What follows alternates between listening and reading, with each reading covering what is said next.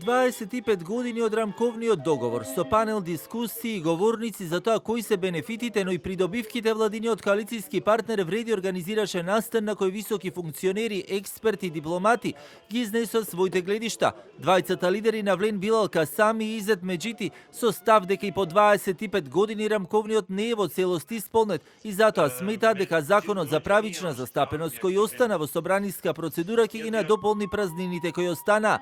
Сепак велат во голема мера договорот е важен за зачувување на мирот и почитувањето на мултинационалните вредности. Велат ова не е договор за поделба, туку за поуспешна децентрализација за која сметаат дека може и треба уште да се направи. Ние влеговме во нова фаза од административни механизми кон законски институционални гаранции. Најзначаен пример е правичната застапеност.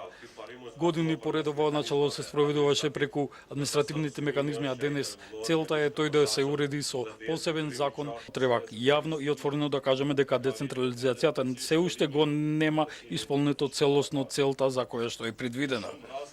Во повеќе случаи сме имале пренесување на надлежностите, но не и на доволни финансиски средства.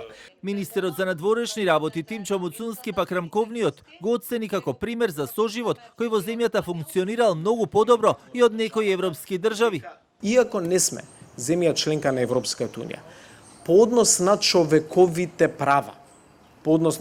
права, сметам дека во пракса имаме применето стандарди кои што се и на повисоко ниво од одредени земји членки на Европската унија. Дипломатската представничка на ОПСЕ Калис Пастори пак го оцени како еден од најдобрите договори кои некогаш ги видела, особено важен за инклузивноста, кој ги вклучува сите човекови права.